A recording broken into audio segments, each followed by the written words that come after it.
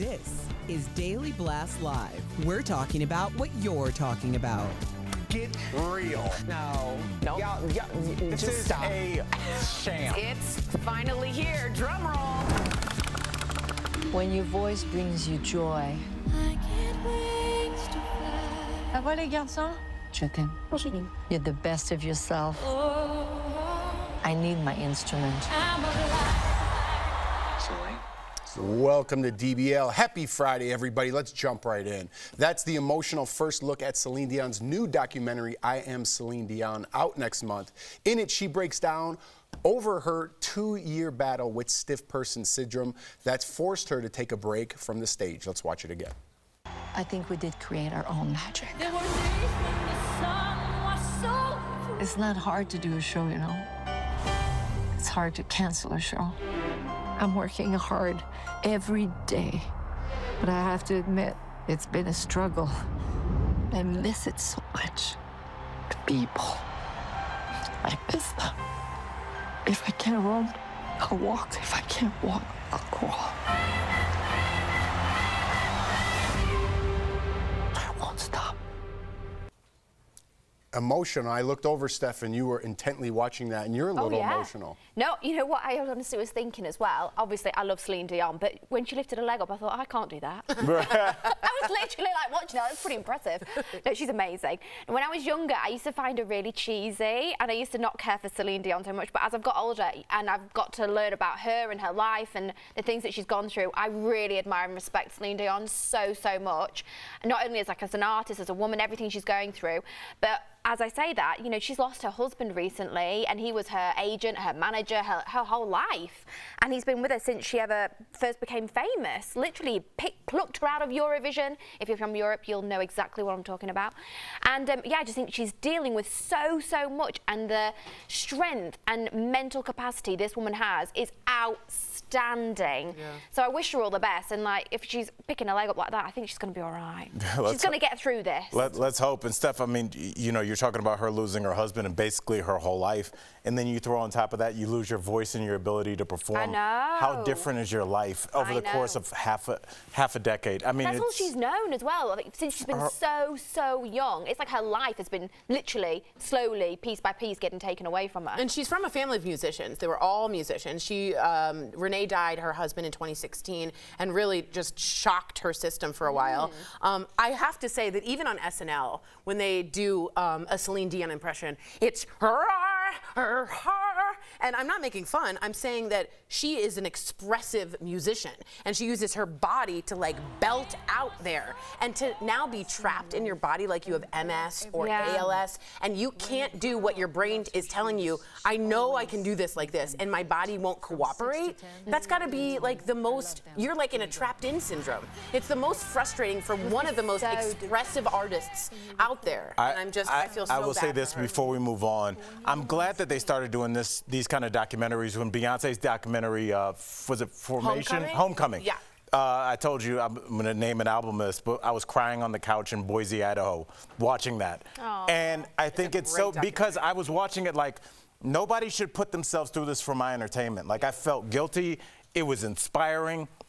And these kind of, whether it's Celine or Beyonce, you look and you're like, they're rich. How do you have problems? You have $1 billion. But when you see what they've done to get there, it really gives you some appreciation. It's amazing. Yeah. So I think when you're a true artist at heart, like she is, and not just doing some housewife reality show, no shade. No shade. Even though that was some shade.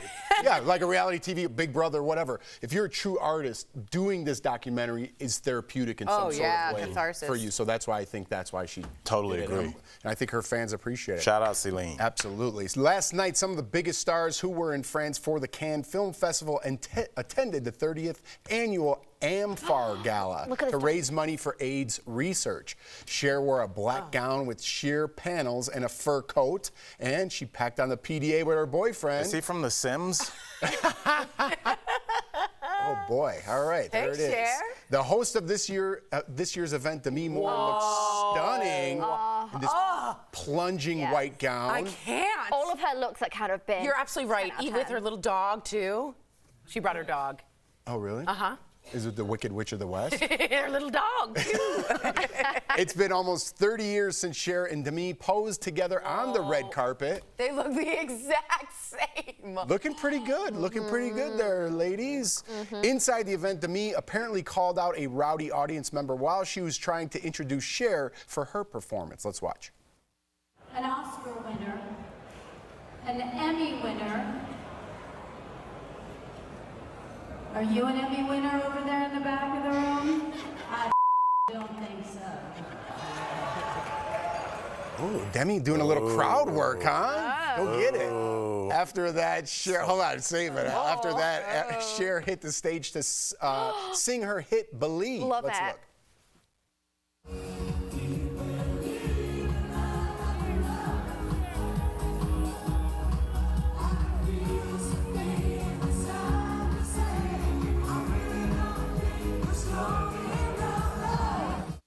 Mom, what are you wearing up there?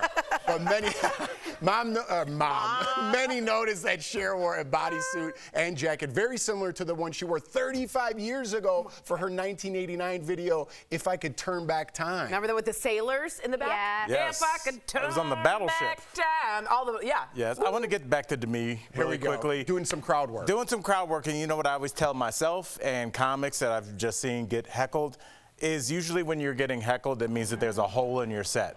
That means that there's a gap where nobody's laughing. And there's something about human beings where when there's nothing in that space, people fill it with talking, people fill it either yelling at you or talking at their table. So that's really on you as the MC. She was kind of droning on stuff. And when you're up there with a mic and you're Demi, pick it up. Aren't you in show business? This is a show, bro. Let's go. And the fact that she's droning on, people were bored and they were talking. I blame her for that, like I would blame myself. Now, some people are just drunk, but it seemed like they were talking because they were bored. It did seem like they weren't heckling. It did seem like they were just chatting, because I was really intently trying to listen. What are they saying? Is it something mean about Cher or something? And it just sounded like general chat. Right. Now, a lot of people are saying that Demi was a little, Condescending? no, a little tipsy, a little buzz. We call that, sure we you call would that be feeling, to say that. Feeling no pain, That's right. as Al says. She was that's what some of the people are saying. I just want to let you know, I'm just speculating here that she was a little buzzed during Alleged, yeah. So that could have been, maybe. We're talking a little slower, and that does happen too. And I'll tell anybody that has any kind of public speaking MC gig coming up, Do that not is drink. That is something that does happen because we've MC'd a ton of Yes, we things. have. They are so, Steph, you've done a ton. They are long. You have to get there at 6. You leave at 11, and there's wine already available, and you start drinking normal pace. But by 9 o'clock, 10 o'clock, whenever you're talking, you might, hey, Jack. Please welcome to Schroeder. It catches up with you. So I He's mean, coming up? this, it's not against the law, but it did sound like there was some. She had a few. Tori's had some practice. What do you mean? Yeah. Demi had a little more. I love Tori's drunk girl. I love it. It's his favorite. I have Is her on. that acting or are you actually drunk right now? I don't know, you decide. I'm 50-50. I'm 50-50. All right, we are getting another look at the Beetlejuice sequel. It stars Michael Keaton, Winona Ryder, and Catherine O'Hara, and some new faces. Let's watch. The living. The dead. Can they coexist? That's what we're here to find out.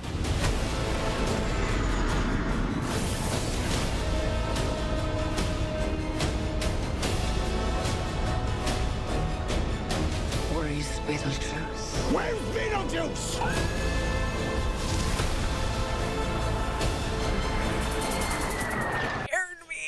I'm looking Tori's, like, forward to this, really but maybe into it's just my nostalgia. No, it's Tim Burton. This is put together beautifully. Great casting, great visuals, nostalgia. There's nothing better. Michael Keaton as like the crazy Beetle. There's nothing better than this. This is going to be a hit, I promise. Al, did you love the first Beetlejuice? I absolutely did. Oh, really? Oh my goodness, Okay. I loved I didn't know it. if it was great. You can tell something's going to be big when everybody in the studio is quiet and looking up at it. Totally. And when we come back on TV, we're like, oh yeah, let's be professional. But yeah, that was such a good trailer. I'm into it. I am too. The cast is stellar. Yeah. I've got to admit, I'm really looking forward to seeing this, because the first time round, I was way too young and I was petrified and I did not understand what was stuff going on, and I had nightmares about Beetlejuice, like really, really afraid. So I'm super excited now to watch it as a nearly 40-year-old and hopefully just laugh. You make them sound so gentle with your accent. Beetlejuice. How about that sand shark? That scared me terribly. I think it scared you just now. It did. You started with that. Coming up on DBL. What's going on with the portrait of Kate Middleton here? We're talking about the drama it's causing online.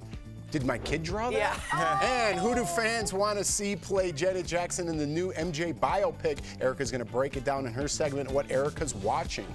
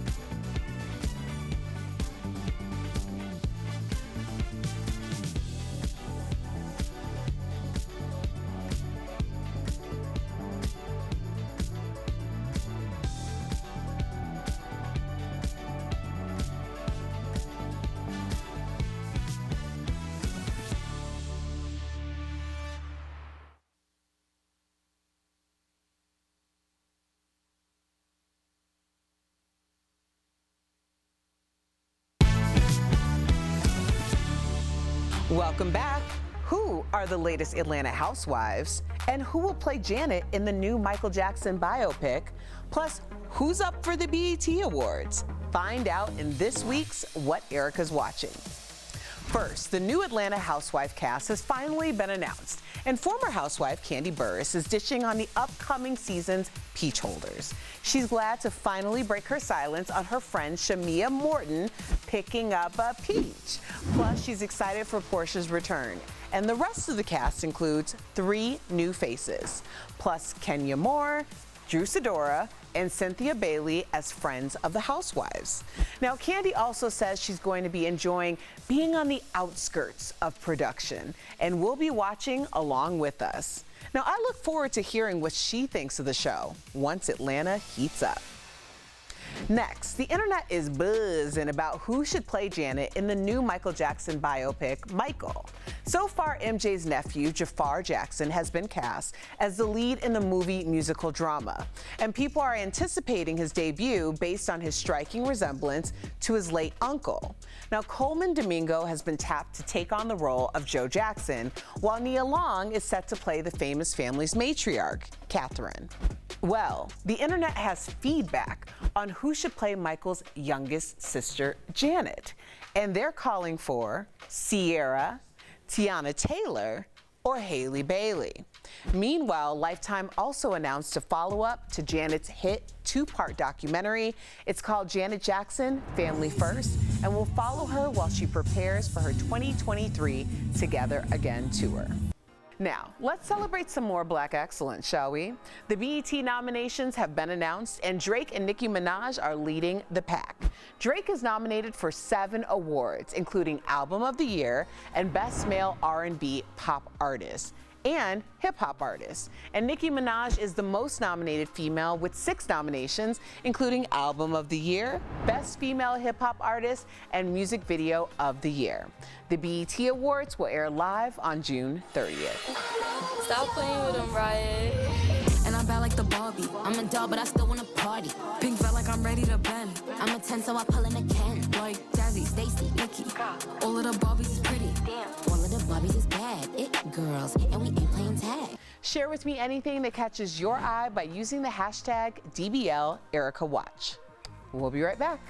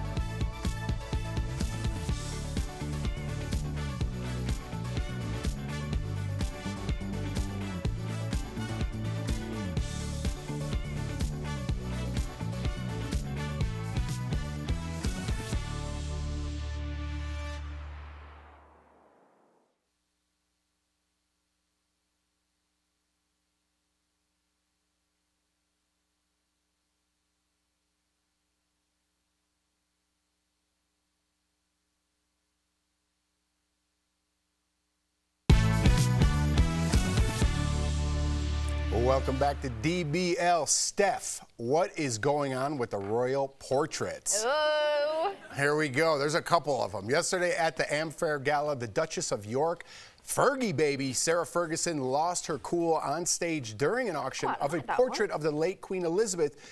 Let me take a look. All right. Quite like it's a little that. Andy Warhol, right? It really is. Yeah. Absolutely. Here's what she told the audience. And all I want to say is to everyone in this room, stop, stop, stop, stop. Did you see? I removed the microphone. Because all of you are saying, oh, I want to go because where is the next party? Can I be honest, Jeff? Yeah. When she said, I want to say everybody stop, I thought she was going to be like, drop, shut them down, open up, stop. I was like, Would that would be have been amazing? the dope. Yes. I thought that's where she was going with it. Oh. Stop, Yeah. collaborate, and listen. That's actually probably a better way to get everyone's attention and reset it than sounding. Than to chastise with it. No one likes that. I understand that. I do think that's slightly more sensitive because obviously you're looking at the portrait of the Queen, her eyes are closed, she's passed away. It's going to be very sentimental to her, but the way you said it would have been 10 times better. Right, I got to be honest with you. I like this one. I love that one. Yeah, I do like it. She was bright. By the way, he suggested that she might rest between the shot, the photographer, and the painting, excuse me, and it's called Lightness of Being, and it's really during a moment of rest for the Queen who spent her lifetime of service. So I think that's a really cool pop art looking a painting. I think it's a great choice. All right, I think we're starting with the top of the tops. Because also yesterday, a new portrait of Kate Middleton was revealed, but many are saying that the portrait looks nothing like the Princess of Wales. That looks like a junior high painting contest, and that person won. Yeah, I feel bad saying this. And I don't think it's a bad picture of Kate. I don't know how skilled. I feel bad saying that. The artist maybe is. I don't feel bad at all. Let me just tell you this. That artist is not great. Hannah Uzor, I hope that I'm not putting it down, but it sounds like you are. Well, it's not great. It's not great. Who painted that guy over her right shoulder in the real picture? He's from another century. Just so you guys know, I want to make it clear, the magazine commissioned the artist, not the royals. Okay, Tatler, let's be honest, they're not got the biggest budgets anymore. Okay, now that's fair. Magazines don't have the biggest budgets anymore, let's be nice. Let me be clear. She did not have the opportunity to meet Kate, but she did say it was based on that cancer diagnosis video. And I want to pull that up because in it, if you see the picture of Kate, let's pull that screenshot up. Do we have that one? Okay, I like how people answer you in real time. Okay, so that's Kate. And in her eyes is a strength to me in that video on the right. And on the left, you've missed the idea of what Kate's going through entirely. So to me, this is a big miss. I just look at it like it is art, and I thought it was not all art is supposed to be, good, one-to-one or like it seems like an interpretation of her face and maybe her mood. I don't want to dig too deep here, Steph. I know it's not great, but I think if it was really big in a room and it was clearly just artwork, I don't know if I know it's Kate Middleton. I'll give it that. But that's as far as I'll you guys, go. you can look at art and say you don't like it. It's okay to be I don't not like it. I just feel it's not of the standard of which a royal portrait should be portrayed in Tatler. All right, let me just put an end to this argument. It stinks. Thank you. Thank you. And to round out the royal portrait drama, many people are still talking about King Charles' portrait that was revealed last week. The very red portrait is being labeled as, quote, quite disturbing, among other things. And just so you know the background on this, he saw the painting halfway done and was, quote, mildly surprised by the strong color, but otherwise he seemed to be smiling approvingly. I think that's extremely weird and a bizarre choice for the red, especially for people who went through colonialism and a lot of blood was shed for that country to expand, and not saying America's any better. Then you have that weird butterfly on the left for his conservation efforts, but it's not great. And the hands look bizarrely poorly drawn. His face is realistic, but the rest is surrealistic, so I don't get it. Al, real quickly, what do you think of that? I just thought if he was going to be tough and strong, he should have modeled himself after Vigo the Carpathian from Ghostbusters 2. If you put the elbows out, if you're gonna be a tough guy, like I think that would be kind of like Charles a really cool isn't picture. A tough guy. Charles is a sweet conservationist. Yes, no. So why do this to him? I really don't know. But I've got to say, Tori, your analysis of it was absolutely spot on. Thank you, Steph. And as obviously, as a royalist, Tori was so sweet, I've got to say, and she said, Stephanie, I hope I didn't offend you. Not at all. I appreciate that. I think it was actually very accurate and fair. I didn't want to offend anybody when I did it, but I'm on the side of very, very beautiful. All right, we got to go. We'll be right back. That. Thank you.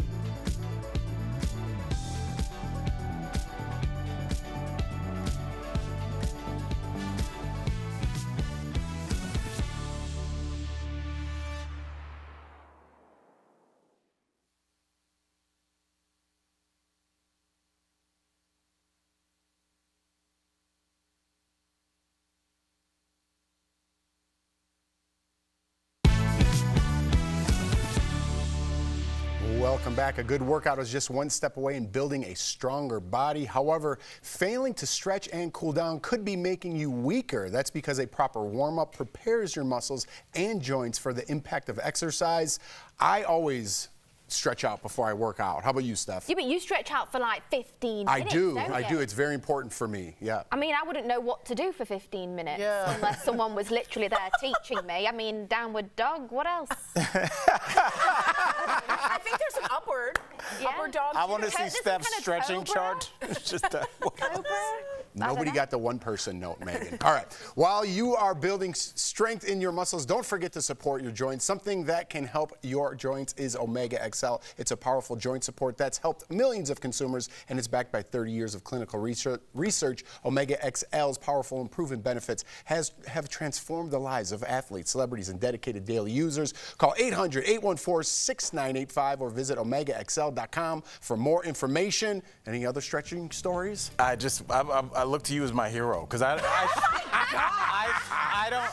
stretch, but I don't cool down, and you cool down. No, he goes to a sauna. He heats up. That's a good point. Listen, don't diminish Al's flexible hero. That is weird. I look to Jeff every day. I'm your flexible He's on a poster on my ceiling. I look at him every night like someday. I'm disturbed. I'm very disturbed. While you take a nice stretch before you wake up in the morning? Oh, yeah. All right, guys, have a great Memorial weekend. We'll see you on Monday. Nope.